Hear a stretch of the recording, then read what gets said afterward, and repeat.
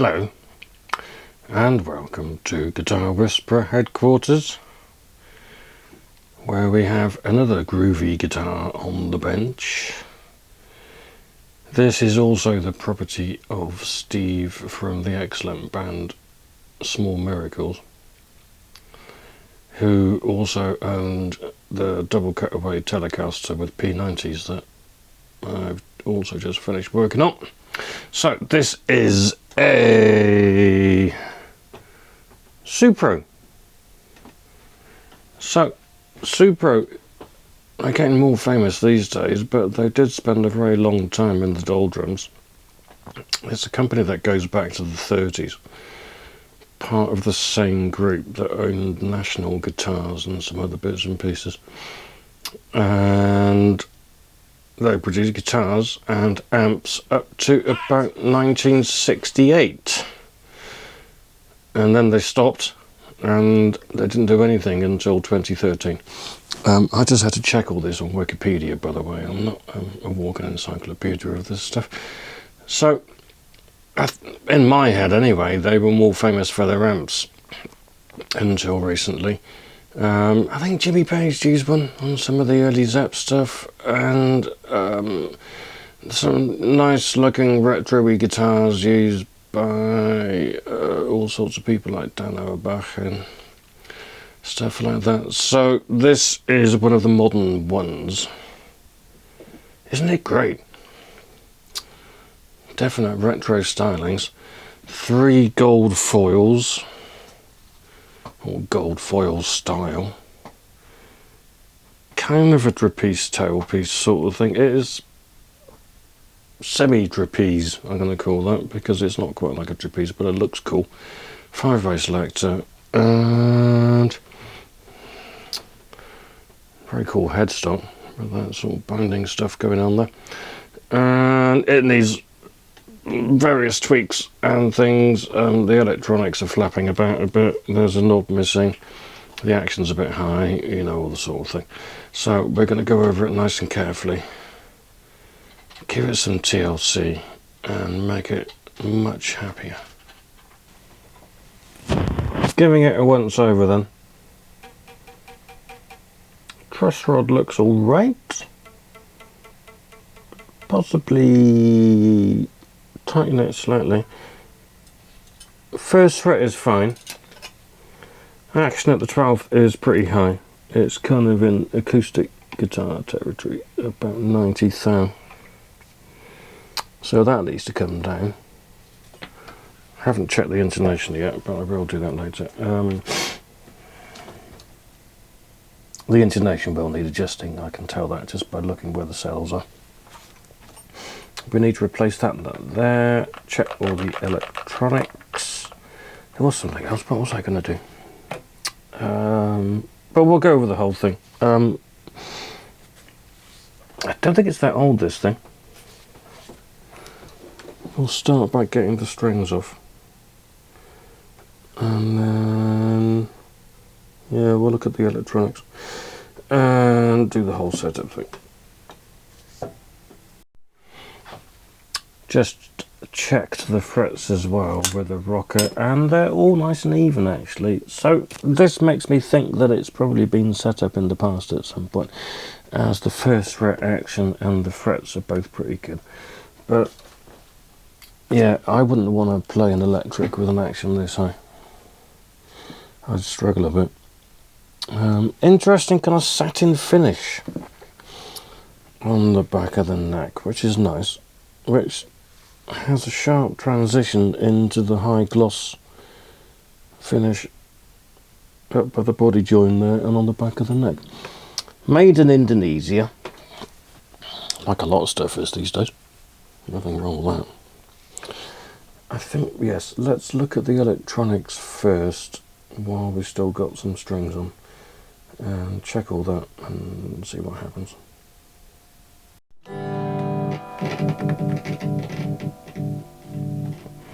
Electronics not happy. That's flapping about and cutting out. That one hasn't got a nut on it.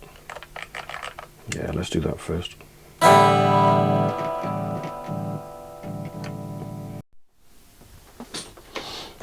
So that's interesting. I pulled off the remaining knob and there's no nut under that either, so there's no nuts holding either of the pots on. Let's have a look in here.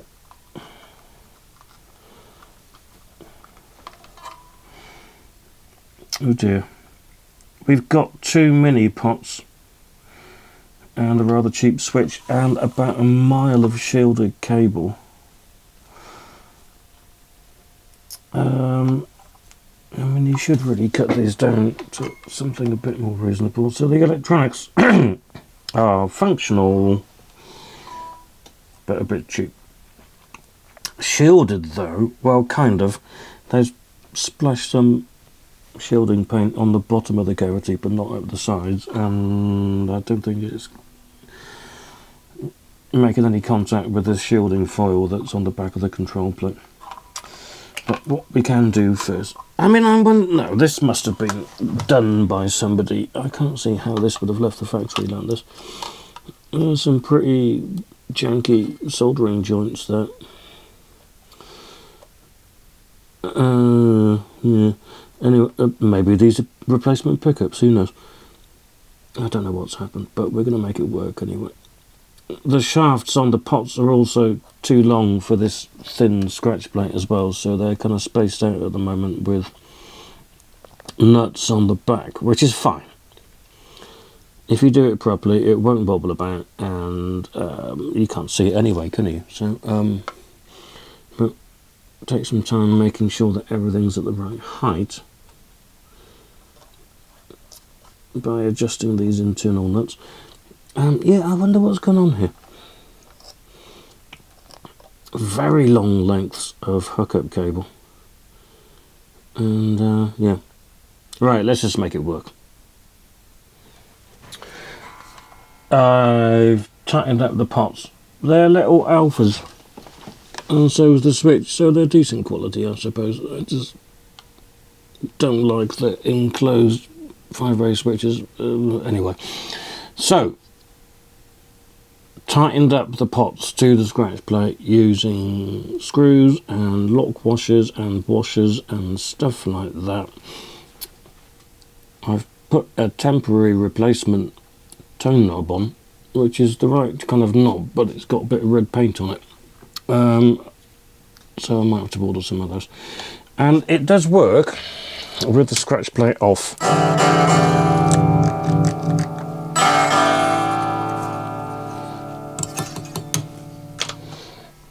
Quite a low output, but I mean, that's not a problem. So this is often a problem when you're trying to fit Gibson style pickup wire into a small space. This especially happens when you fit P90s to Telecasters, because the control cavity is tiny and there's not a lot of wiggle room. So on Gibson style pickup wire, well, on Fender style pickup wire first, you get 2 wires going down a cloth covered outer bit, which is good.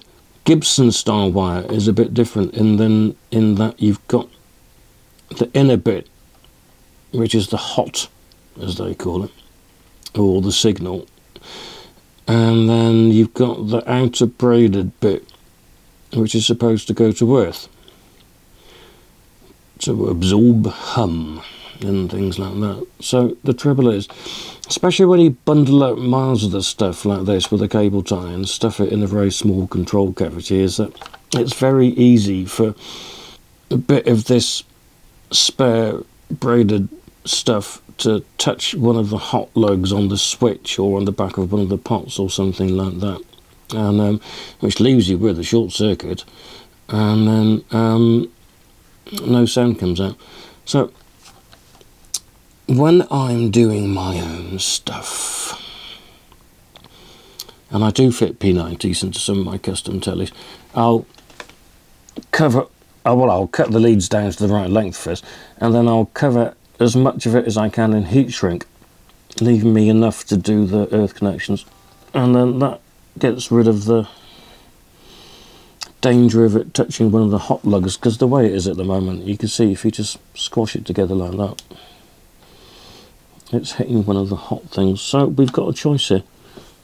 I don't really want to sort of desolder everything, trim it, cover it in heat shrink, stick it back in. So I'll see if I can just find some sort of insulating stuff and put it across all these terminals on the top of the switch, which will look a little bit messy. It won't look as nice as if I did it from scratch properly, but it'll be a hell of a lot cheaper in terms of time and things, and it'll work just as well. And again, it's all tucked away inside, isn't it? So nobody's ever going to see it. So, right, I think a bit of insulating tape will be the thing. Maybe a little bit of... Oh, I know what I could do. I could bundle all this up and stick it into a bit of fat heat shrink and then do that as well. So we'll do both. We'll make sure the positive and the negative are thoroughly insulated from each other. There we go. Electrical tape wrapped around the 5x, and then squash it all back in the cavity. And yeah, there's not a lot of room there. And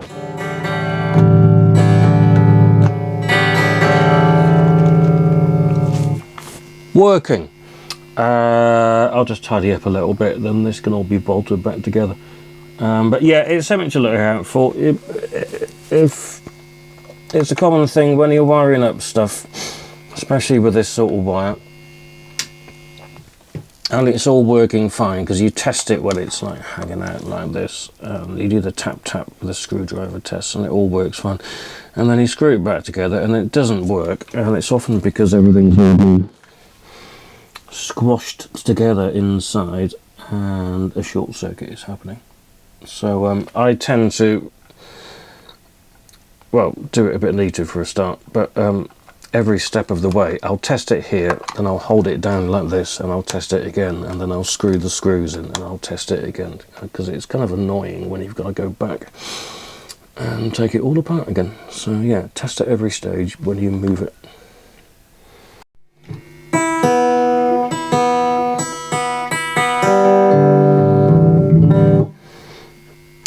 Right, working with all the strings and screws and things back in, so that's good. With the exception of the bridge pickup sounding kind of weedy, but I think we should be able to do something with the pickup height to address that. Okay, let's have a go, I think, at getting the action a bit lower. Lowered the string height quite considerably, which has had the other effect of it moving the strings closer to the pickups.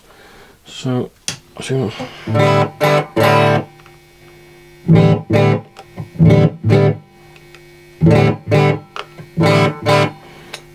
that bridge pickup still sounds a bit weak in my opinion.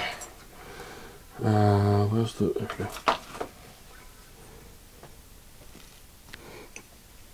I'd say that one's a little bit high.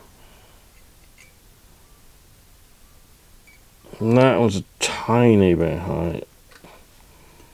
And this one's way too low. So that's where that's coming from. Let's give them a little squizzle and see if we can make them play together nicely.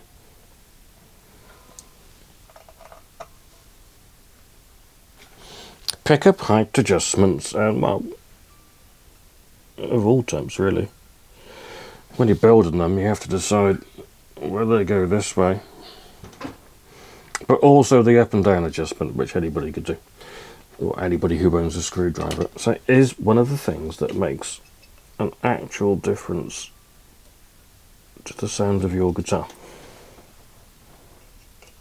There's lots of things that people think make a difference to the sound of the guitar, and I suppose they might do by some sort of fraction of a percent or something, but they don't really.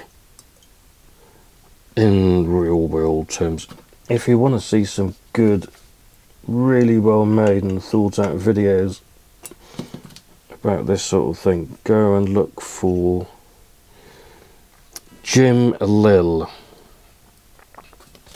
on the YouTubes, who's made a fantastic series of videos, which must have taken them bloody ages to make each one, analysing why different things like guitars and amps sound like they do. And you'd be surprised at some of his results. So that one, I think, probably come down a little bit more. But yeah, adjusting pickup height, it makes a difference.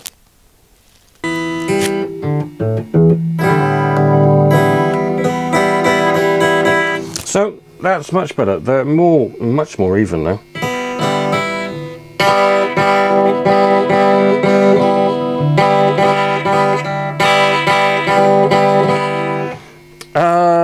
Might take these down a little bit more, actually, these two. I don't think this one can go up much more. Maybe a tiny bit, but it's better than it was.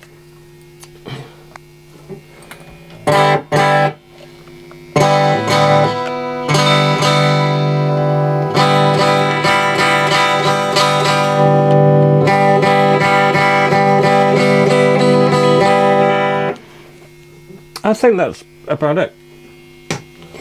That's much more playable like that. The other thing to remember, if you're setting pickup heights, and this is sometimes compensated for these days by manufacturers putting a hotter pickup in the bridge position, but back in the old days they just made pickups and they put them in whatever position they had to go in, and they were all bound about the same, and that was fairly random in itself, because they didn't have fancy digital machines and stuff. So down by here by the bridge, the string doesn't move as much if you think about it. Up by here, because of physics and vibrations and things, it moves a lot more. So if you've got sort of fairly closely wound pickups, it's always going to be louder there than it is there, because the string's moving more there and creating more electricity stuff. So you compensate a bit by raising up the ones near the bridge. So, which is what's happened here. I'm guessing these are all about the same impedance, but this one is now quite low, middle for diddle, and quite high. But that makes them work sonically, so that's good. Where were we? Intonation. Yeah, checking the intonation, it's miles out. I'm checking it with the old strings on, just to get a rough idea of what I have to do, because I'll make a bunch of adjustments while the strings are off. It's miles out. So let's sort that then, shall we? 10's going back on this one again, I think. I better check. I'm pretty sure that's what's happening.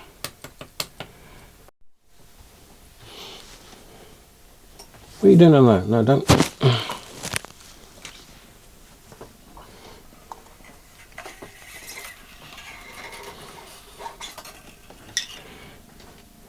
Noodle has been as helpful as ever.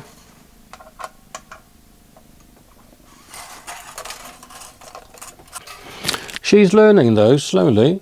I'm gonna start training her up to do simple setups in a bit. When she gets to about 6 months old, I think. I think she's a little bit too young still at the moment. You could help, couldn't you?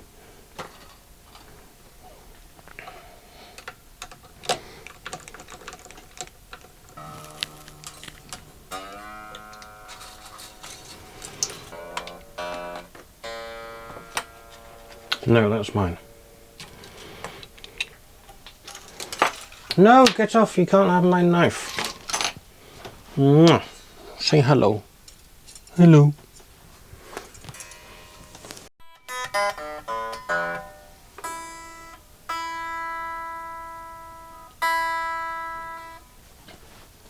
Bit mad that.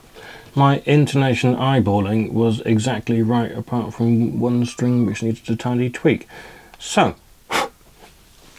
just check the action at the 12th once again. Because adjusting the intonation also very slightly adjusts the action. 50 on the bass. A little bit less on the treble. So that's good. feels a million times better, that.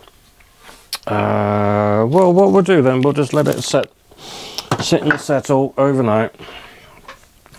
Check it again, and if everything's good, we'll trim the string ends, and I'll check it downstairs on a big posh amp.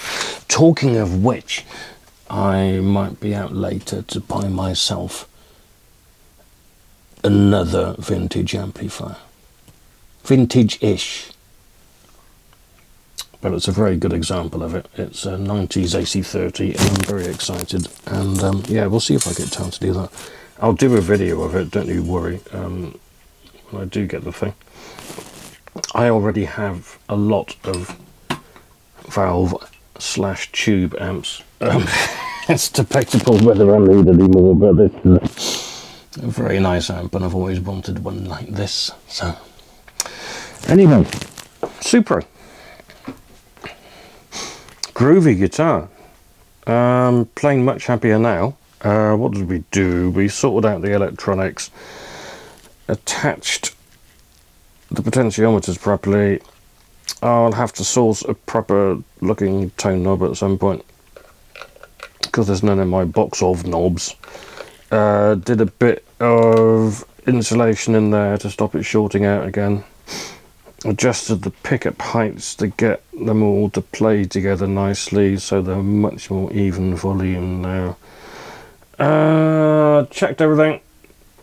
First fret's fine, truss rod's okay, took the action right down, did the intonation, yeah, and yeah, give it a clean and stuff. So nice to have another fun, groovy, unusual guitar on the bench.